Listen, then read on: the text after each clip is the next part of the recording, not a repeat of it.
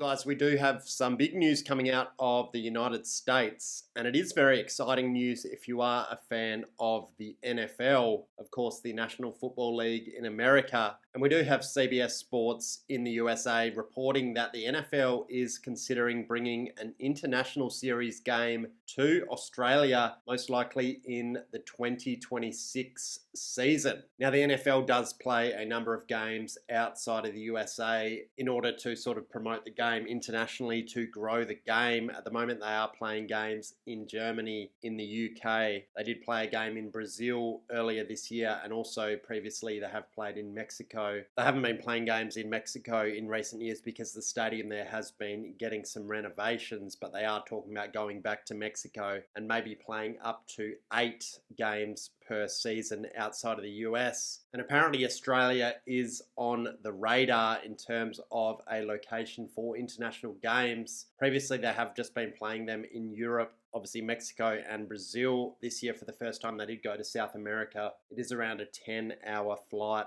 from the east coast of the US. They did have the Packers and the Eagles playing in Brazil. And sort of the narrative previously was that Australia was a bridge too far in terms of the distance, in terms of the time zone. But apparently the Brazil game was a success. And now they are saying that Australia is on the radar, particularly Sydney and Melbourne. Of course, no great surprise there. We would be talking about either the MCG or a core stadium. I don't think it would be Sydney. Sydney is more recognisable in terms of an international city. It would be more recognisable to American audiences. And while I do think that the MCG is a better all-round stadium than a core stadium, it obviously isn't in a rectangular configuration. And an NFL field is actually a lot smaller than a rugby field or a soccer field. You don't really notice on TV, but it is actually significantly smaller. So in terms of the fan experience, getting fans closer to the action, and all in all looking better on TV, I do think it does make sense to play this at a core stadium. The NFL is very protective sort of the image of the game. They don't really, I wouldn't have thought, like the look of the MCG. We do have the big empty patches of grass with the little field in the middle of it. But apparently they have conducted site visits to Sydney and Melbourne, and they're working through the logistical hurdles in terms of playing a game in Australia. Now, in terms of which teams could be playing, I do think you'd be looking at West Coast teams. Just given the flight time, it is around a 15-hour flight from LA to Sydney. Obviously, you do have the Seahawks in Seattle. You do also have the San Francisco 49ers. You do have both teams in Los Angeles. You do have the Raiders, and you do have the Cardinals in Arizona. I don't think it would come from one of those teams. And let's just say, hypothetically, the 49ers and the Rams play. It is a divisional matchup, and you're looking at around a 15-hour flight to Sydney. And I do think they would use the model that they did use for Brazil in this season of the NFL, where it was the first game of the year. They did play on a Friday night, which is very uncommon for the NFL. Normally, they do only play on Sundays primarily. Also, you do get a Monday night game and a Thursday night game. And once the college season is finished, because college is traditionally played on Saturdays, the NFL really doesn't play on Saturdays or Fridays. Sometimes they do play a few late season games on a Saturday, and you do get some playoff games on a Saturday. But this year they did play a Friday night game. It was before the college season really kicked off. And the idea was that it would give the participating teams the biggest amount of rest going into week 2, as it was the opening game of the season. And I do think what you could do this time is you could play on a Saturday morning in Sydney, which would be a Friday night game back in the US. For example, if you did have a 10:30 a.m. kickoff on a Saturday morning, it would be 8:30 p.m. on the east coast of the US. This is, of course, in September. There is a 14-hour time difference before daylight saving kicks in Australia and before it drops off in America. Obviously, if you were playing later in the year, for example, in November, it does become a 16-hour time difference. But I do think if they are playing week 1, which would be in September, you are looking at a 10:30 kickoff in Sydney on a Saturday morning, and that would be an 8:30 p.m. kickoff on the east coast of the US, 5:30 on the west coast. And it probably would be west coast teams playing, but that is actually a normal kickoff for night matches in the USA. So they are used to watching night games, primetime games at 5:30 on the west coast. And then obviously, just given the 15-hour or so flight, you are probably looking for a bye week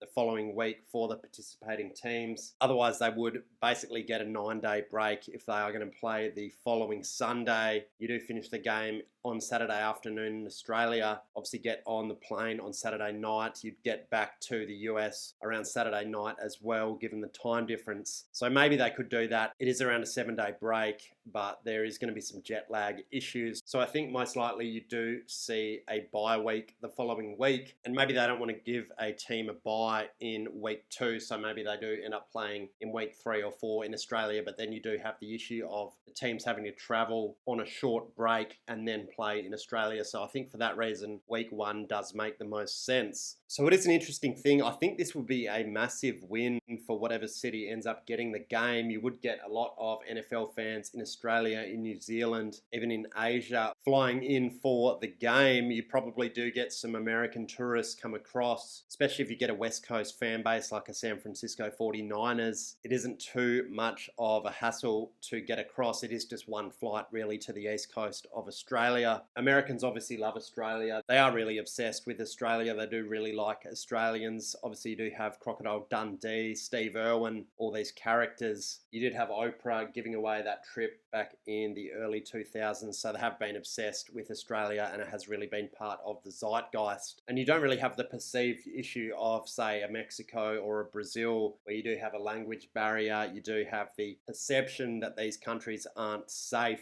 I don't necessarily think that's true, but if you ask the average American, they do probably think Central and South America isn't the safest, but obviously Australia is very safe. There's not much of a culture shock. They do speak English. It wouldn't be a difficult ask for the fans that do come across, for the players to interact with the public. They would be putting on a bunch of clinics, getting out and about, mingling in the community without the perceived safety risks. So I think from that perspective, it does tick the box. And we have got a bunch of other cities proposed to host these international series games. Obviously, you do have London, you do have Germany, you do have the Mexico City games returning, maybe another game in Brazil. They have talked about a game in Paris. They have talked about a game in probably Madrid in Spain, with the new renovation that has been done to the Bernabeu Stadium of Real Madrid. It is sort of an American-style super stadium with that exterior and the retractable roof, and we could be looking at an Australian game in 2026, where they will be probably playing up to 8 games outside of the US. The NFL has also conducted site surveys in Abu Dhabi, Paris, Barcelona, Rome, and Dublin, Ireland. And there has also been a level of discussion about playing the Pro Bowl in Australia at a future date. The Pro Bowl is the NFL's basically all-star game. It was a proper game until a few years ago, but really nobody took it seriously. They didn't want to get injured.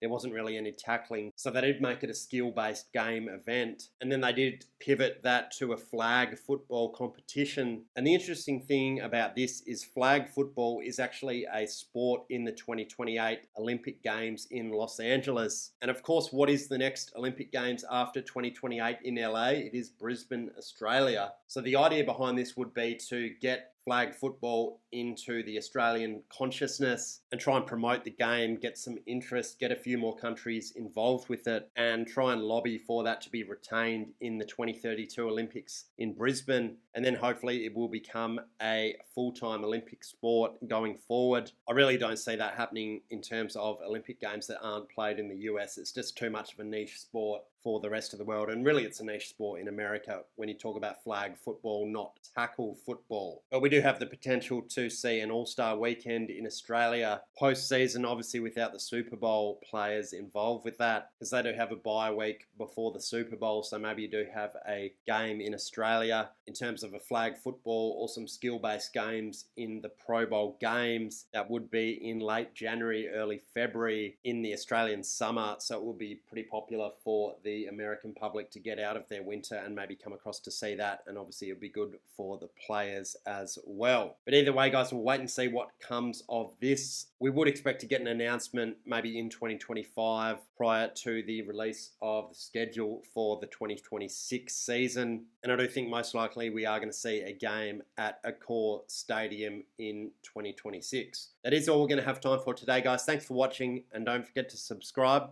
for more.